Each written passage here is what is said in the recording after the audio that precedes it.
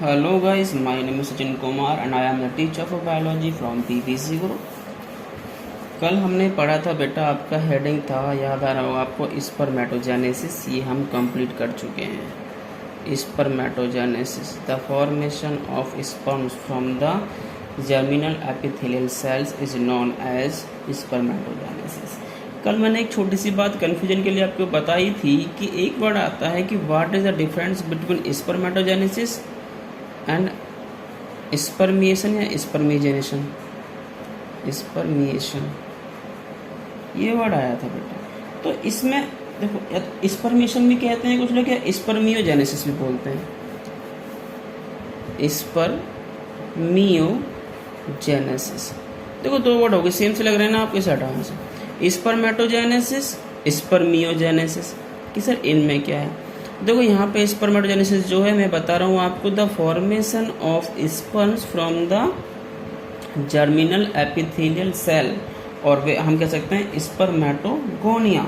उसे क्या कहते हैं, मैं सेल को कल हमने पढ़ाया था आपको कि जो आपकी जर्मिनल एपिथेलियल सेल है सबसे पहले, उसको हमने क्या कहा था कल, उसको हमने कहा था स्पर्मेटोगोनिया।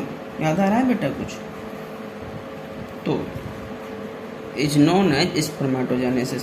वहीं स्पर्मियोजेनेसिस क्या है कि the formation of sperms from spermatids. अब स्पर्मेटिड्स तो ध्यान आ रहे होंगे ना आपको, नहीं याद आ रहा? चलो यहाँ देखते हैं दोबारा से, डोंट कंफ्यूज। मैंने कहा आपको कि जो जर्मिनल एपिथेलियल की सेल्स है, प्यूबर्टी में क्या होगा, ये वाली सेल है थोड़ी बड़ी हो जाए, इसे बोलते हैं स्पर्मेटोगोनिया। और इसमें तीन फेज थी, पहली थी, याद करो, मुंह ग्रोमा, मुंह से मल्टीप्लिकेशन फेज। मल्टीप्लिकेशन में क्या हुआ था कि जो ये जर्म सेल है यानी कि स्पर्मेटोगोनिया है, इसमें बहुत सारे मल्टीप्लिकेशन होंगे, माइटोसिस डिफरेंशिएशन होगा, और इससे बहुत सारी सेम सेल्स बन जाएंगी जो कि नेचर में डिप्लॉयड ही होती हैं। ठीक है, अब जब बन जाएंगे तो ये बन गई आपकी प्राइमरी स्पर्मेटोसाइट। अब क्या होगा, यहाँ पर ये करेंगी ग्रोथ करने के बाद ये साइज में थोड़ी सी बड़ी हो जाएंगी। अभी भी ये प्राइमरी स्पर्मेटोसाइट्स ही हैं, लेकिन जैसे ये ग्रोथ करने के बाद में बड़ी हो जाएंगी तो इन्हें कहेंगे प्राइमरी स्पर्मेटोसाइट्स बड़ी हो जाएंगी। और फिर शुरू होगी आपकी थर्ड फेज, जिसे बोलते हैं मैचुरेशन। देखो, मल्टीप्लिकेशन यहाँ हो गया, ग्रोथ फेज में ग्रोथ कर ली, उन्हें बड़ी हो गई। और मैचुरेशन फेज में क्या होगा, मैचुरेशन फेज में बेटा इनमें मियोसिस डिवीजन होगा। इसमें क्या होगा, पहले 1 से 2 सेल्स बनेंगी जो कि नेचर में हैप्लॉइड होती है। मान लो यहाँ पे 46 नंबर क्रोमोसोम्स हैं, तो यहाँ 23 बनेंगे यहाँ पर। और यहाँ पर इन्हें बोलते हैं प्राइमरी, सॉरी, यहाँ पे डिवीजन हो जाएगा, फिर यहाँ पे सेकंड डिवीजन होगा, तो उसके बाद में फिर एक से हर किसी से 2 सेल्स बनेंगी, तो यहाँ पे ये कहलाएगा आपका सेकेंडरी स्पर्मेटोसाइट्स। और स्पर्मेटोसाइट्स के बाद में इनका डिफरेंशिएशन होता है, तो ये बनती हैं आपकी स्पर्मेटिड्स कहलाते हैं ये। जब आपके मियोसिस सेकंड फेज कंप्लीट हो जाता है, उसके बाद में जो सेल्स बनती हैं चारों, वो कहलाती हैं स्पर्मेटिड्स। और स्पर्मेटिड से स्पर्मेटोजोआ का बनना या स्पर्मेटोजोआ या स्पर्म एक ही बात है बेटा। तो स्पर्मेटिड से स्पर्म का बनना या स्पर्मेटिड से स्पर्मेटोजोआ का बनना कहलाता है आपका स्पर्मियोजेनेसिस। ठीक है, और वहीं पर अगर मैं कहूँ कि स्पर्मेटोजेनेसिस क्या है, तो स्पर्मेटोगोनिया से स्पर्म या स्पर्मेटोजोआ का बनना स्पर्मेटोजेनेसिस कहलाता है। देखो, सारे वर्ड सेम से, कंफ्यूज नहीं होना है। स्पर्मेटोगोनिया कहूँ या जर्मिनल एपिथेलियल सेल कहूँ, वो दोनों एक ही चीज़ है। इससे अगर स्पर्म बनना, स्पर्म कहूँ या स्पर्मेटोजोआ कहूँ, एक ही चीज़ है। तो स्पर्मेटोगोनिया से स्पर्मेटोजोआ या स्पर्म का बनना कहलाता है आपका स्पर्मेटोजेनेसिस। और यहाँ पर स्पर्मेटिड से इनसे स्पर्म का बनना या स्पर्मेटोजोआ का बनना कहलाता है स्पर्मियोजेनेसिस।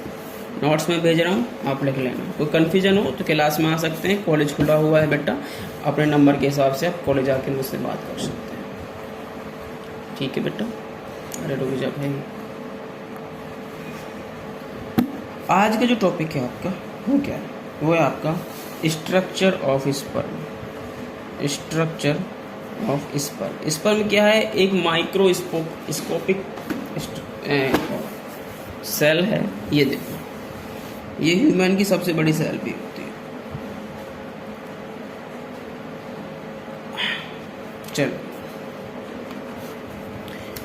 हाँ जी, ये आपको दिख रहा है, ये जो चीज़ है ये है कि आपका स्पर्म का करेक्ट वो स्ट्रक्चर है। स्पर्म पहले कैसा था, सिर्फ गोल सेल थी, पहले इमोर्टाइल नेचर था। यहाँ पर देखो ये जो सेल थी सिंगल वाली, जिसका आपको स्पर्मेटोगोनिया कहा, ये सर्कुलर थी, नॉन मोर्टाइल थी, छोटी थी। लेकिन यहाँ पर पूरे बाद में तीनों फेज होने के बाद में और डिफरेंस होने के बाद में ये ऐसा बन जाता है। और ये मोर्टाइल भी है क्योंकि इसके पास एक फ्लैजिला भी है, ये माइटोकॉन्ड्रिया भी है इसके पास, तो इससे ये आसानी से मूव भी कर सकता है, one place to another place पे जा सकता है। तो जब हम कॉटस करते हैं, कॉटस मतलब कॉपुलेशन करते हैं यानी कि सेक्स करते हैं मेल फीमेल आपस में, तो जो मेल अपना सीमन रिलीज करता है उसमें ये स्पर्म निकलते हैं बहुत सारे, और ये रेस लगाते हैं, ये मूव करते हैं सर्विक्स से यानी वजाइना के सर्विक्स से फैलोपियन ट्यूब्स तक, जहाँ पर कि ओवम बैठा होता है। अच्छा, हम बात करते हैं स्ट्रक्चर ऑफ स्पर्म की। ये स्ट्रक्चर स्पर्म में इसके 4 भाग में डिवाइड करना है हमको। 4 भाग कौन से हैं? पहला हेड, सेकंड नेक, जहाँ पे जुड़ा हुआ है ये नेक, और थर्ड आपका मिडिल पीस, ये उभरा हुआ पीस जो है ये मिडिल पीस कहलाता है आपका, और नंबर 4 ये फोर्थ वाला टेल, ये पूंछ हो गई इसकी। ये 4 भाग है इसके। अच्छा, पहले भाग की बात करें हेड की, तो हेड के ना ऊपर एक एनवेलप होता है, एक कवर होता है, और इसके ऊपर सबसे ऊपर क्या होता है? एक्रोसोम होता है। एक्रोसोम जो चीज़ है, एक्रोसोम में क्या होता है? बहुत सारे एंजाइम्स होते हैं, क्लाइटिक एंजाइम्स होते हैं। अब इन एंजाइम्स का क्या काम होता है?